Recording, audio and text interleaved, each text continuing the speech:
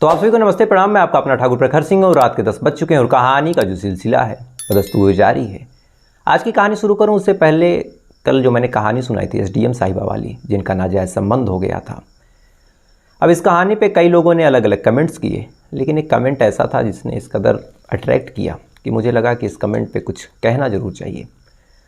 दरअसल उन भाई साहब ने कमेंट किया था सूर्यवंशम मूवी की पूरी कहानी को, जिसमें उन्होंने बताया कि कैसे हीरा ठाकुर अपनी वाइफ को पढ़ाता है, लिखाता है, कलेक्टर बनाता है, और वाइफ जब कलेक्टर बन जाती है तो अपने पति की, अपने सास ससुर की इस कदर सेवा करती है, उनके सीने को गर्व से चौड़ा करती है कि हाँ मेरी पत्नी, मेरी बहू आज कलेक्टर है, कलेक्टर होने के बावजूद मेरी इस तरह से इज्जत कर रही है, गाँव की भलाई का काम कर रही है, पूरे समाज में मेरा सर जो है फ़ख्र से ऊँचा कर रही है।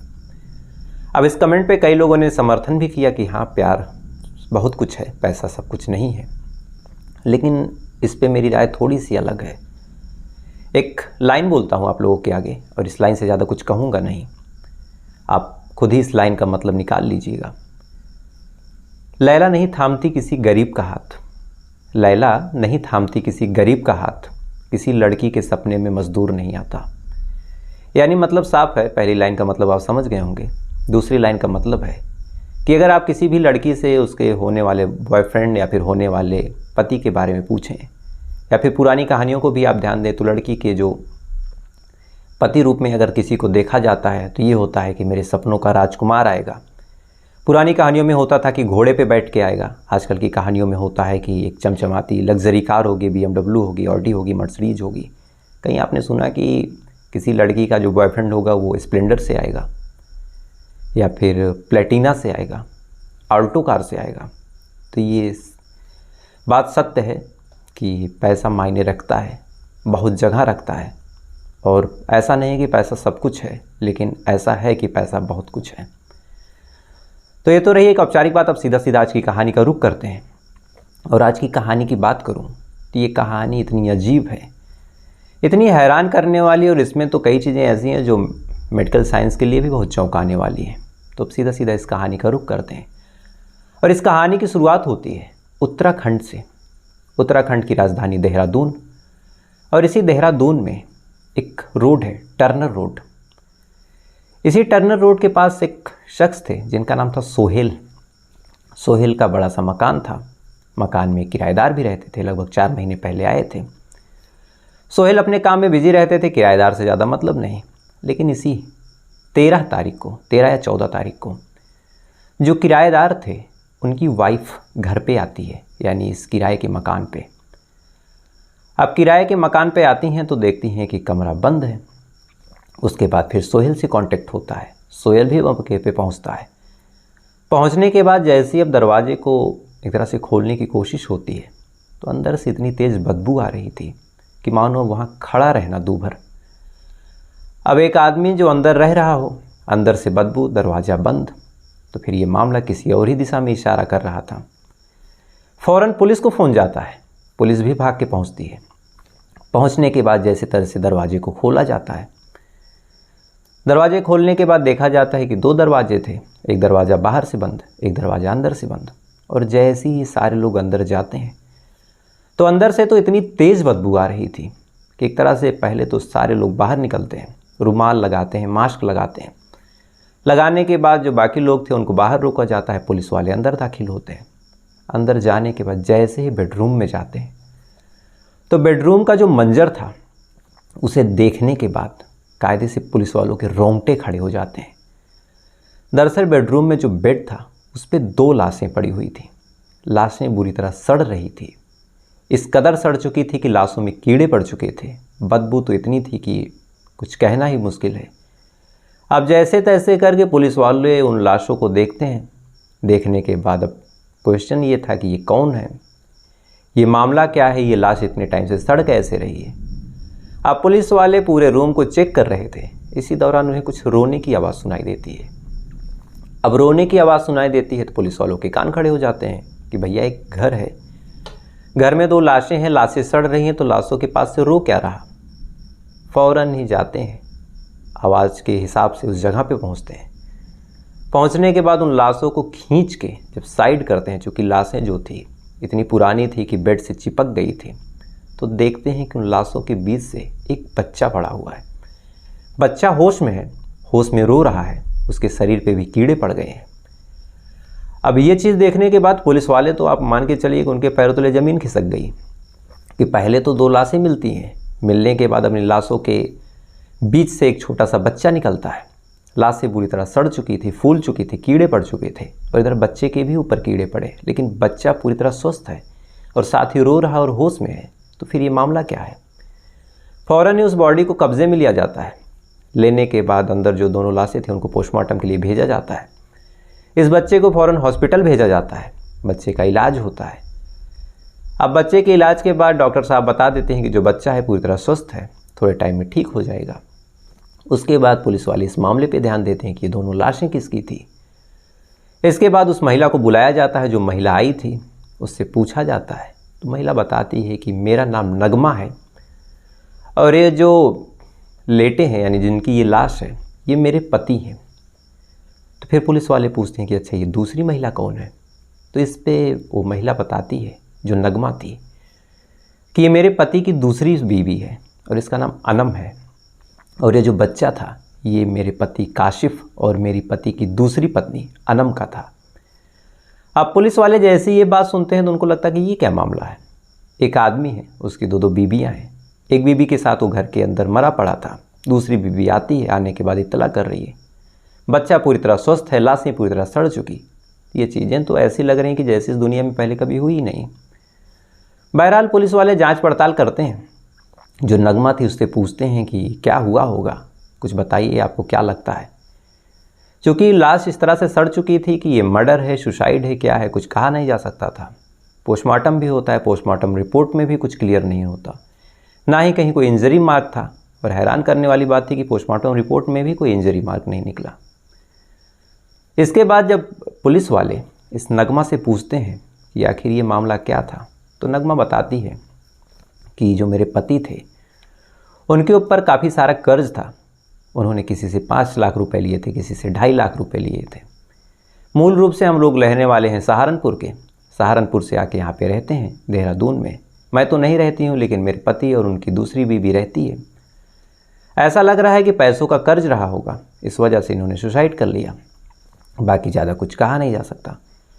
अब पुलिस वाले भी चेक करते हैं, कोई ऐसा फोर्सफुली काम वहाँ दिखा नहीं। जो लाशें थी वो बिस्तर पे थी, बच्चा जो था वो स्वस्थ ही था। तो फिर पुलिस वालों को भी लगा कि हो सकता है कि ये जो बच्चा है ये पैदा हुआ होगा, उसके बाद इनके ऊपर कर्ज रहा होगा, कर्ज की वजह से ये लोग काफ़ी डिप्रेशन में आए होंगे। जो कासिफ था उसने पहले अपनी बीवी का कत्ल किया, कत्ल करने के बाद खुद को भी मौत के हवाले कर दिया।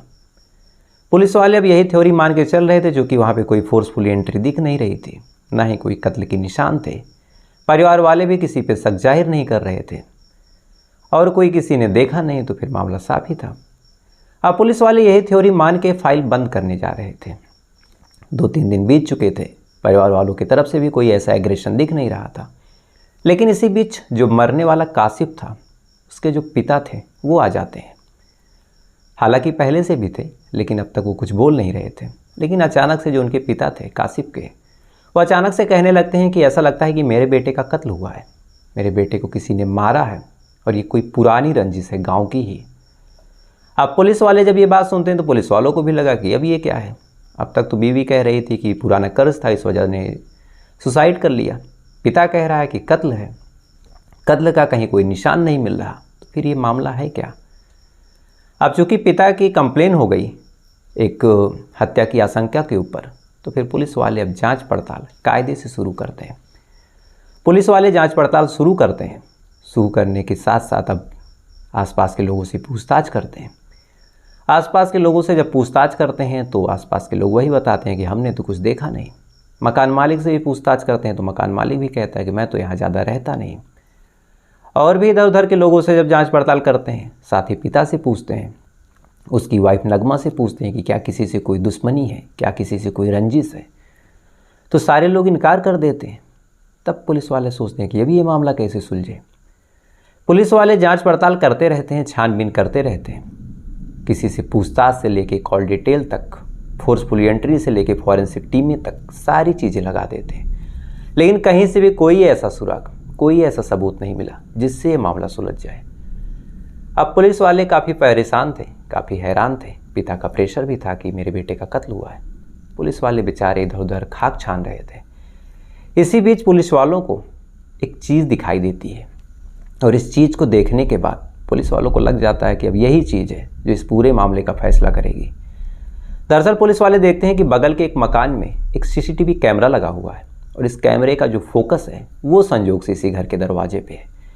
यानी अगर कत्ल हुआ होगा तो कोई आया होगा तो कैमरे में कैद हुआ होगा। अब कैमरे में अगर कैद हुआ है तो पूरा मामला सुलझ जाएगा। इसीलिए जो पुलिस वाले थे फ़ौरन ही उस सीसीटीवी कैमरे को जब चेक करते हैं, 1 दिन का चेक करते हैं, 2 दिन का चेक करते हैं, 3 दिन तक चेक करते हैं। यानी 13 तारीख को ये लाश मिली थी, 9 तारीख से ही इस कैमरे को बारीकी से खंगाला जाता है। लगातार 72 घंटों की फ़ोटोज़ चेक की जाती है तो कोई आया तो नहीं था, लेकिन हाँ 10 तारीख की रात को एक कार आके रुकी थी। 10 तारीख को भी आके रुकी थी। उसके बाद फिर चेक किया जाता है तो 11 तारीख को भी आके रुकी थी। एक लड़का उसमें निकलता दिखाई देता है, लेकिन वो कौन था वो कैमरे में बारीकी से कैद नहीं हुआ था। यानी अब पुलिस वालों को जो जांच पड़ताल करनी थी वो इसी कैमरे में कैद इस गाड़ी के आधार पे करनी थी, क्योंकि और कोई एंट्री थी नहीं। जो कुछ एंट्री थी वो इसी कार की थी। इसलिए पुलिस वाले अब इस कार की डिटेल को निकालते हैं, इस कार के मालिक तक पहुंचते हैं और इस कार का जो मालिक था वो था अवसद इसी सहारनपुर के चहलोली का रहने वाला। अब पुलिस वाले फ़ौरन अवसद को उठाते हैं, क्योंकि उन्हें पूरा यकीन था कि गाड़ी उसकी है तो कातिल भी अगर होगा तो यही होगा। इसके बाद जब अवसद से पूछताछ की जाती है कि तुम यहाँ पे क्यों आए थे, क्या काम था, तो जब अवसद से पूछताछ की जाती है तो अवसद तो सीधा सीधा कहता है कि मैं तो यहाँ आया ही नहीं था, मेरे आने का तो कोई काम ही नहीं था। हाँ 10 तारीख को एक दोस्त है मेरा शहबाज, उसने मेरी गाड़ी उधार ली थी और वही बता रहा था कि उसको किसी दूसरी जगह जाना था पार्टी में, लेकिन वो देहरादून कब गया, क्या करने गया, मुझे कुछ पता नहीं। इसके बाद अब पुलिस वाले इस शहबाज की तलाश में जुटते हैं। जुटने के बाद शहबाज को उठाते हैं। उठाने के बाद जब इससे पूछताछ करते हैं तो थोड़े टाइम तक तो शहबाज घुमाता है, लेकिन अंत में पुलिस वाले जब अपना पुलिसी अंदाज अपनाते हैं तो फिर शहबाज टूटता है और टूटने के बाद एक ऐसी कहानी सुनाता है जिस कहानी में जो बदला, जो खून, जो रंजिश और तमाम तरह की जो चीज़ें हैं वो आपको साफ साफ दिखाई देंगी। दरअसल जो शहबाज था, इसके पिता पहले जो ये कासिफ था, इसके बड़े भाई के साथ काम करते थे। कासिफ के बड़े भाई के साथ काम करते थे। कासिफ का जो बड़ा भाई था वो जेसीबी चलाता था। आज से ठीक मान के चलिए कि 9 साल पहले जो कासिफ का बड़ा भाई था वो जेसीबी चला रहा था। इसी दौरान जो शहबाज के पिता थे वो वहीं पे खड़े थे। अब एक्सीडेंटली हुआ या फिर जानबूझ के हुआ, उस जेसीबी की चोट से उस जेसीबी का जो आगे वाला वो पार्ट होता है उसके लगने की वजह से जो शहबाज के पिता थे वो गंभीर रूप से घायल होते हैं और घायल होने के साथ साथ उनकी मौत हो जाती है। अब सारे लोग ये मानने लगे कि ये हादसा है, लेकिन जो शहबाज था उसके जहन में एक बात बैठ गई थी कि ये हादसा नहीं है, जो कासिफ का भाई है उसने मेरे पिता का कत्ल किया है। यहीं से इसके दिमाग में उपज आ जाती है कि जो कत्ल हुआ है इसका मुझे बदला लेना है, लेकिन बदला कैसे लूँ, अभी तो मैं छोटा हूँ, उस हिसाब से मेरी बॉडी डेवलप नहीं हुई है, उस हिसाब से मैं अभी तैयार नहीं हूँ। लेकिन इसके दिमाग में एक चीज़ छाई हुई थी कि चाहे जैसे मुझे बदला लेना है। अब शहबाज लगातार 7 सालों तक बदले की आग में जलता रहता है। बदले लेने के लिए तरह तरह की कोशिशें करता है, तरह तरह के प्लान बनाता है। कभी कोई जुगाड़ लगाता, कभी कोई युक्ति लगाता, लेकिन हर प्लान फेल हो जाता। लेकिन इसी दौरान शहबाज के ऊपर भी एक रेप का केस चल जाता है। रेप के केस में साल 2021 में इसे जेल हो जाती है। अब ये जेल चला जाता है। जेल में भी इसके दिमाग में बस एक चीज़ थी कि जैसे मैं बाहर आऊँगा इन लोगों से बदला लूँगा, अपने बाप की मौत का बदला लूँगा। 1 साल तक ये जेल में भी रहता है। इसके बाद ये बाहर आता है और जैसे ही बाहर आता है तो बाहर आने के बाद जो कुछ ये देखता है उसे देखने के बाद तो मानो इसका गुस्सा 7वें आसमान पे, क्योंकि जिस शख्स को, जिस परिवार को अपने बाप की मौत का जिम्मेदार मान रहा था, उसी परिवार का एक लड़का जिसका नाम था काशिफ, उस शहबाज की बहन को भगा ले जाता है। शहबाज की बहन को भगा ले जाता है, उससे निकाह करता है। अब पहले तो बाप का कत्ल, दोबारा बहन उसके साथ, बहन उससे प्यार करने लगती है। तो आसपास के जो लोग थे, जो शहबाज के दोस्त यार थे, उस शहबाज का मजाक उड़ाना शुरू कर देते हैं, उसको तरह तरह के ताने मारते हैं कि देखो तुम्हारी बहन जो है तुम्हारे ही बाप के कातिल के साथ भाग गई। अब लगातार ये ताने सुनता, लगातार इसको ये जली कटी बातें लोग बोलते हैं। शहबाज के ऊपर पहले से भी खून सवार था, इधर बहन का जो अपने बाप के कातिल के साथ अफेयर था वो इस तरह से आग में घी का काम करता है कि अब शहबाज सोच लेता है कि मुझे जल्द से जल्द अब बदला लेना है, और बदला अब कासिफ के भाई से नहीं कासिफ से ही लेना है। फिर क्या था, अब शहबाज लगातार प्लान बनाता है। प्लान बनाने के साथ साथ अपनी बहन से और अपने जीजा से नज़दीकियाँ बढ़ाता है। नज़दीकियाँ बढ़ाने के साथ साथ अब उनसे आए दिन बात करता, हर संभव मदद करने की कोशिश करता, साथ ही कहता कि आप लोग वापस आ जाइए। बहन कहती कि नहीं, अभी मैं प्रेग्नेंट हूँ, प्रेगनेंसी की वजह से अभी यहीं पे हूँ, कुछ टाइम बाद तुम मामू बन जाओगे, फिर हो सकता है कि मैं बच्चा लेके वापस आऊँ। अब जैसे ही ये बात ये सुनता है तो इसके दिमाग में आता है कि पहले तो मेरे बाप का कातिल, ऊपर से मेरे बहन के बच्चे का बाप, अगर ये बात गांव में पता चली तो बड़ी बेइज्जती होगी। इसके बाद ये तरह तरह के और कोशिशें करता है, अपने जीजा से यानी कासिफ से और नज़दीकियाँ बढ़ाता है।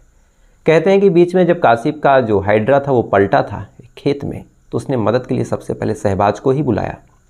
शहबाज जाता है, जीजे का मदद करता है, यानी हर तरीके से वो नज़दीकी बढ़ा लेता है। और अंत में जब कासिफ अब इसी हफ्ते में, मतलब जब कत्ल हुआ था 10-11 तारीख को आने वाला था इसी सहारनपुर के इसी चहलोली गांव में, तो फिर ये सोहेल का, माफ़ कीजिएगा, शहबाज को लगा कि अब तो ये लोग आ जाएंगे, बड़ी बदनामी होगी, इसलिए अब कत्ल इनके आने से पहले ही करना है। इसी के लिए अब शहबाज अपने दोस्त औसत की कार को उठाता है, उससे मांगता है, कहता है मुझे पार्टी में जाना है। उठाने के बाद पहुंचता है देहरादून। पहुंचने के बाद घर के अंदर एंट्री लेता है।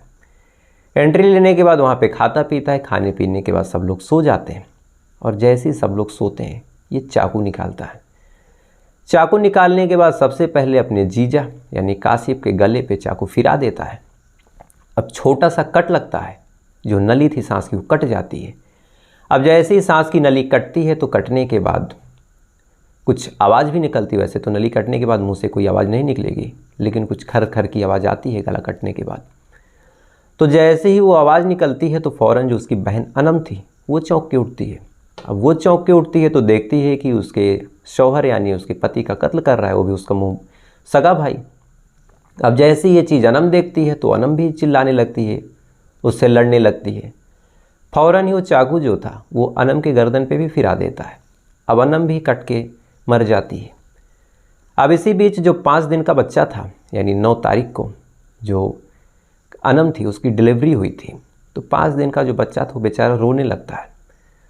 अब बच्चा बेड पे रो रहा है, दोनों लाशें इधर उधर पड़ी हैं। इसके बाद जो शहबाज था लाशों को बेड पे लिटा देता है, और इस उम्मीद में कि बच्चा है 1-2 घंटे तक दूध नहीं पाएगा या फिर 24 घंटे तक नहीं पाएगा तो मर जाएगा। लेकिन बच्चे की किस्मत अच्छी थी कि बच्चा मरा नहीं और लगातार 3 दिनों तक सरवाइव करता है। अब ये कत्ल करता है, कत्ल करने के बाद वहाँ से चला जाता है। 10 तारीख को ये कत्ल करने आया था। 11 तारीख तक बाकायदा इंतज़ार करता है, और 11 तारीख को इसको लगता है कि अगर बच्चा है और नहीं मरा होगा, और अगर नहीं मरा तो जो लाशें हैं उनको कोई देख लेगा, चूँकि बच्चा अंदर से रोएगा, लोग अंदर आएंगे, अंदर लाश देखेंगे तो मैं फंस जाऊँगा। इसलिए 11 तारीख को ये फिर आता है लाश को ठिकाने लगाने। लेकिन जैसे ही अंदर दाखिल होने की कोशिश करता है तो 24 घंटे के अंदर ही लाश इतनी सड़ चुकी थी, चूँकि गर्मी का मौसम, तो सड़न की वजह से इतनी बदबू आ रही थी कि इसकी हिम्मत नहीं थी कि उन लाशों को छू दे। लिहाजा ये वहाँ से भागता है। भागने के बाद ऐसा नाटक करता है कि जैसे कुछ हुआ ही नहीं। तो इस कहानी को जब पुलिस वाले सुन रहे थे और साथ ही इस कहानी को जब मैं पढ़ रहा था तो बड़ी चौंकाने वाली बात तो मुझे यही लगी कि बच्चा आखिर 3 दिनों तक जिंदा कैसे रहा। तो फिर इस सवाल का जो जवाब था वो दे सकते थे डॉक्टर धनंजय डोभाल, जो कि इस बच्चे की कस्टडी इस टाइम उन्हीं के पास है। बच्चे की देख रेख वही कर रहे हैं, उन्हीं के हॉस्पिटल में ये है। तो जब डॉक्टर धनंजय डोभाल से बातचीत हुई कि ये बच्चा आखिर सर्वाइव कैसे किया, तो उसके पीछे उन्होंने जो तर्क दिया, उस तर्क के हिसाब से जो बच्चा था वो जब पैदा हुआ था तो पहली बार जो डिलीवरी थी वो नॉर्मल थी। नॉर्मल डिलीवरी होने की जो एक एडवांटेज है कि बच्चा कुछ कंडीशंस को सरवाइव करता है। ऐसा नहीं है कि बस फाड़ के बच्चे को बाहर निकाला गया, कुछ स्ट्रगल करता है, और यहीं से उसको स्ट्रगल करने की एक आदत पड़ जाती है। बच्चा जब पैदा हुआ था वो अच्छे खासे वजन के साथ पैदा हुआ था, तो उसके शरीर में कुछ क्षमता पहले से थी। और इस बात का मैसेज जो साफ जाता है कि कहीं ना कहीं जो नॉर्मल डिलीवरी होती है वो बच्चे के स्वास्थ्य के लिए ज़्यादा फायदेमंद होती है। तीसरा तर्क उन्होंने ये दिया कि शायद कत्ल के कुछ टाइम पहले ही बच्चे को दूध पिलाया गया हो और बच्चा पहले से स्वस्थ था, तो अपने शरीर में जमा फैट की वजह से ही वो इतने दिन तक सर्वाइव करता रहा।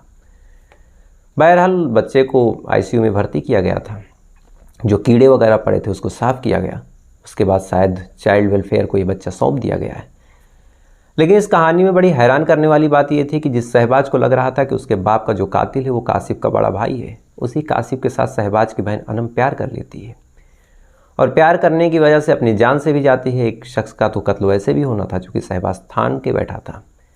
लेकिन शहबाज का भी आप क्या ही कहेंगे कि एक 5 दिन के दूध में बच्चे के ऊपर भी उसने तरस नहीं खाया और उसको मरने के लिए वहीं पे छोड़ दिया और दोबारा भी आया था देखने की क्या हुआ क्या नहीं, बच्चा मरा या नहीं। तो बड़ी ताजुब लगती है ऐसी चीज़ों को देखने के बाद। तो फिलहाल ये थी पूरी कहानी। अब आते हैं कल के सवाल पे, और कल का मेरा सवाल था कि सबसे धनी पार्टी कौन सी है। तो इस सवाल का जो सही जवाब है, दरअसल साल 2022 में एक सर्वे हुआ था। इस सर्वे को किया था एसोसिएशन ऑफ डेमोक्रेट्स रिफॉर्म्स यानी ADR। इस सर्वे में जो सबसे धनी पार्टी थी उसे घोषित किया गया था भारतीय जनता पार्टी को, जो कि इसकी जो संपत्ति है, इसका जो एसेट्स है वह 4,848 करोड़ रुपए, ये ऑफिशियली है। और इस सवाल का जो सही जवाब दिया है वो दिया है राजेश सौ जी हैं, भास्कर तिवारी जी हैं। भास्कर तिवारी जी बेसिकली ये भी कहानी वगैरह सुनाते हैं, तो आप लोग अगर चाहें तो एक बार इनकी कहानी ज़रूर सुनें, क्योंकि सब आगे बढ़े जीवन में, यही मेरी इच्छा रहती है। तीसरे हैं सिद्धार्थ अग्रवाल जी हैं। चौथा है उमेंद्र नाथ पांडे जी, यम भारती जी हैं, जनार्दन राजभर जी हैं, हरिश्चंद्र जी हैं, मनमोहन पुन्नी जी हैं और दीपक जी हैं, और दमेश साहू जी हैं, मनीष जी हैं, और शिवभक्त सिंह जी हैं बाराबंकी से, यूपी के हैं ये, राजेंद्र सिंह जी हैं, दादा राव खड़से जी हैं, और सिकंदर खान जी हैं, अख्तर हुसैन खान जी हैं, फार्मा फ्रेंड, और अरविंद यादव जी हैं, बाइबा बुल्लर जी हैं अमेरिका से, लड्डू यादव जी हैं, राघव सिंह जी हैं, यशपाल गंगवार जी हैं, राज सोनी जी हैं, और विद्यानंद प्रसाद जी हैं। तो आप तमाम लोगों ने बिल्कुल सही जवाब दिया। तो आप तमाम लोगों को दिल से शुभकामनाएं। ऐसे ही अपना ज्ञान बढ़ाइए, हम सबका ज्ञान बढ़ाइए, ऐसे ही कमेंट्स करते रहिए। आप सबका जो प्यार है लगातार मिल रहा है, और देखते देखते अपना जो परिवार है वो भी 50,000 होने वाला है। अब आते हैं आज के सवाल पे, और आज का मेरा सवाल है कि इनमें से क्या है जो कविता का एक प्रकार नहीं है, यानी इनमें से ऐसी एक चीज़ होगी जो कविता है यानी पोएट्री के अंतर्गत नहीं आती। आपके ऑप्शन है, पहला है गज़ल, दूसरा है हाइकू, तीसरा है सनेट, और चौथा है मीनाकारी। तो आपको जो ऑप्शन सही लगे उसे कमेंट करके बताइएगा। साथ ही ऐसी कहानियों को सुनने के लिए वीडियो को लाइक करके चैनल को सब्सक्राइब कर लीजिएगा। तो आपसे कल फिर मुलाकात होगी किसी दूसरी कहानी के साथ। तब तक अच्छे रहिए, खुश रहिए, अपना ख्याल रखिए, अपने देश का ख्याल रखिए। जय हिंद, वंदे मातरम।